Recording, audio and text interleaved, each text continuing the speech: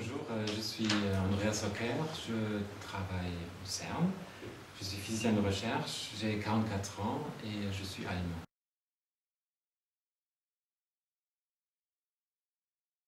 Donc j'ai fait des études de physique en Allemagne, j'ai fait un baccalauréat en Allemagne, après j'ai fait des études de physique, après j'ai fait ensuite une thèse de diplôme, ça s'appelle en Allemagne. C'est une thèse d'une année où on fait déjà un travail un peu seul, tout déterminé, avec un sujet qui est donné par un professeur. Après j'ai continué, j'ai voulu continuer la recherche, je suis allé à Paris pour faire une thèse de doctorat.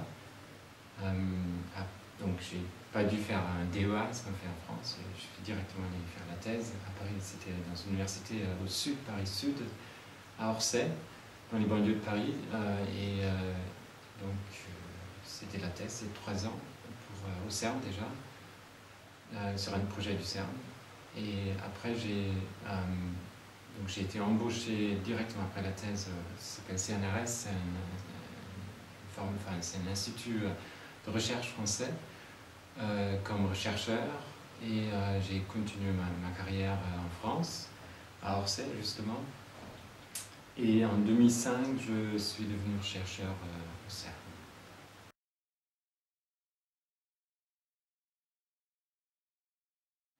Oui, donc le travail ici, c'est le travail que j'ai fait toujours, c'est le travail de recherche en physique des particules. La physique des particules, c'est la physique qui s'occupe des forces, la dynamique entre les minuscules particules qui forment la matière. Et on travaille en général soit avec l'univers, donc avec les observations astrophysiques, soit avec les accélérateurs de particules pour créer beaucoup d'énergie qui fait en sorte qu'on puisse créer des particules lourdes par la loi E égale mc2 de Einstein, qui nous permet avec beaucoup d'énergie dans les accélérateurs de créer des particules lourdes. Et ça, c'est des particules qui ont existé au moment du Big Bang. Donc on fait en fait de la recherche de la matière et la recherche de la matière d'origine du monde au moment du Big Bang.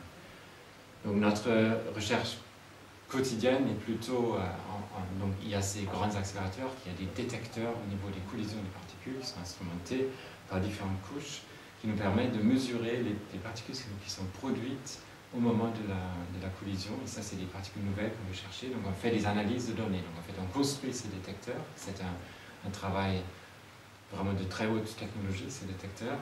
Après, on prend les données et on les analyse avec des outils informatiques, et après on les interprète avec des outils surtout mathématiques pour essayer de décrire ces observations par des théories de physique. Donc le travail est vraiment la construction du détecteur, l'analyse des données et l'interprétation dans le domaine des théories physiques.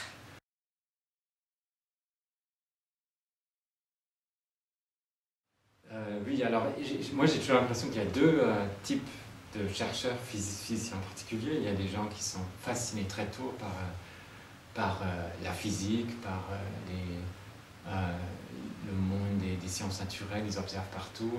Et il y a des gens qui s'intéressent beaucoup par les défis intellectuels parce que c'est compliqué, ces théories de physique sont très mathématiques.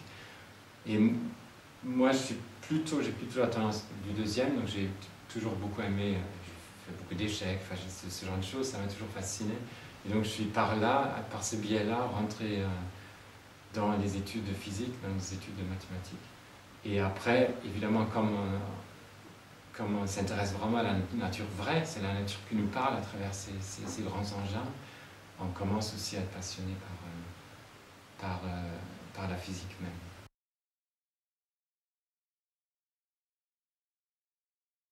La première vraie compétence qu'il faut, il faut être physicien. Il faut faire des études de physique. C'est pas tellement nécessaire, je crois, de commencer nécessairement très tôt. Il faut s'intéresser il faut observer le monde, évidemment. Pendant l'école, c'est pas nécessaire de faire déjà des études intensives de physique. Ça, je crois, c'est même si c'est intéressant, c'est très bien, mais c'est pas absolument nécessaire. Mais au moment des études, quand on rentre dans les universités, les grandes écoles, il faut vraiment faire des études approfondies. Il faut être faut être assez autonome déjà, chercher pas uniquement à lire ce qu'on doit lire pendant les cours, mais aussi essayer de lire déjà, commencer à lire des papiers de recherche, des journaux. On peut commencer très tôt à lire des journaux de vulgarisation. Après, bon, ça c'est la base qu'il faut absolument, donc il faut vraiment être physicien, il faut avoir vraiment une culture de physique. Après, il y a le travail quotidien qui demande un travail enfin, il y a beaucoup d'informatique, comme on utilise les outils d'informatique, il faut faire des études on peut faire ça en autodidacte, mais des études d'informatique, donc il ne faut pas uniquement l'utilisation des ordinateurs, mais il faut essayer de s'intéresser à la programmation même, donc utiliser par exemple, nous on utilise beaucoup des langages normaux, c'est le C++, le Python, donc il faut essayer d'avancer dans ces domaines. Ça c'est l'outil comme l'outil mathématique qu'il faut maîtriser, il faut savoir programmer les ordinateurs. Ça c'est quelque chose, c'est vraiment comme parler, il faut savoir, il faut apprendre ça. Mais ça suffit en fait. Donc si on se base là-dessus, on peut devenir physicien.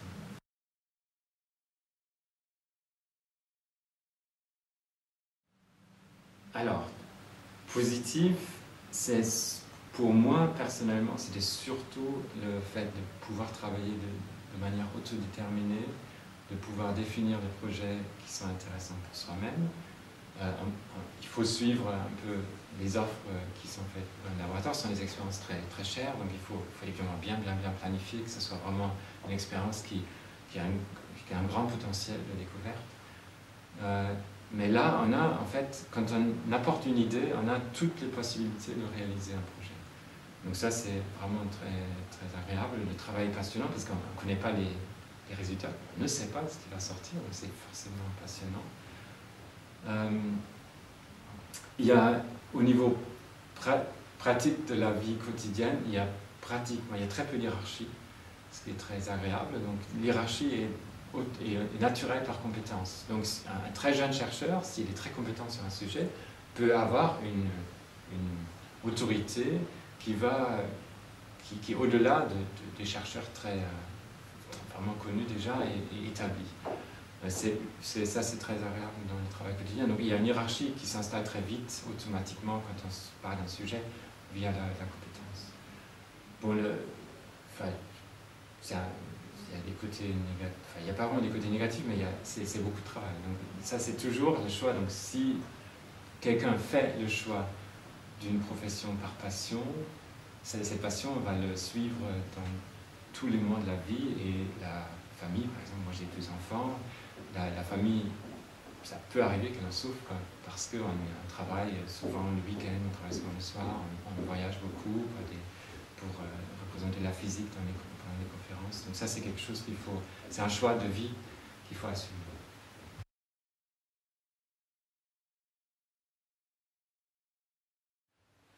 Pour moi, c'était vraiment ce projet du LHC qui est un peu un paroxysme de mes études à moi. J'ai commencé par des expériences, c'était déjà des expériences grandes, c'était en fait cette expérience qui tournait dans le tunnel du LHC avant, c'était un collisionneur à électrons et positrons, anti-électrons.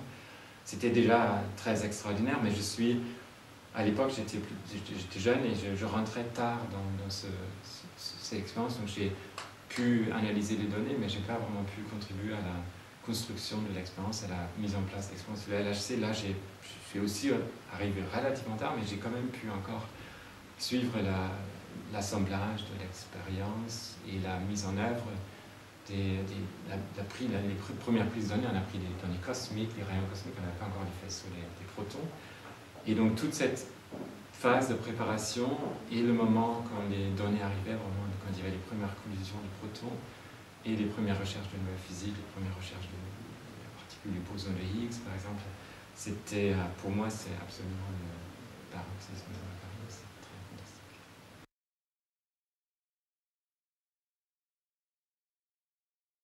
Pour moi, je dois dire que quand on travaille dans le domaine de la physique, des particules en particulier, qui est une physique de grandes instrumentations, on est totalement habitué à la vie internationale. Donc, dès que j'ai fini mes études, j'ai commencé ma thèse de diplôme à Bonn en Allemagne, je suis déjà venu au CERN, Et on parlait toujours anglais dans toutes les réunions qu'on fait, tous les papiers qu'on publie, toutes les notes, même de travail qu'on fait, même pour soi-même, c'est en général en anglais.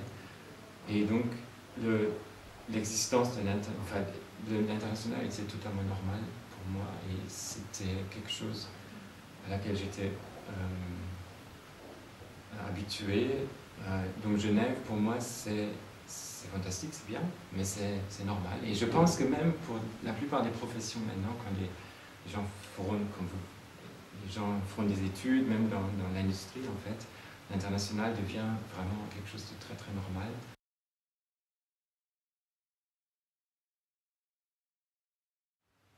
Il faut apprendre les langues. Donc, il faut parler anglais, c'est clair, ça c'est nécessaire. Le français est très répandu aussi, c'est important aussi, mais l'anglais c'est quand même la langue la plus importante.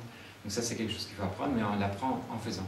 On l'apprend, il faut lire, il faut étudier ça, il faut lire les textes en anglais, il faut voyager beaucoup, en profiter. Et sinon, je pense que très tôt, c'est quelque chose qui est très bien, donc il ne faut pas avoir peur. Les autres pays ont des écoles comme tous les pays au monde, donc il y a des bons et des moins bons partout. Et il n'y a pas une compétition internationale du tout, en fait. On travaille vraiment dans ces domaines-là. Il y a une compétition entre expériences, mais pas une compétition entre pays, une compétition entre gens de différentes cultures. Donc ça, c'est quelque chose qui s'oublie très vite quand on travaille de manière vraiment dans des entreprises ou dans des domaines de recherche internationale. Donc ça, c'est très bien, ça. Et donc, il faut essayer de trouver sa place personnelle, il faut suivre ses intérêts, et il faut essayer de changer de pays, de peut-être avoir la possibilité d'aller dans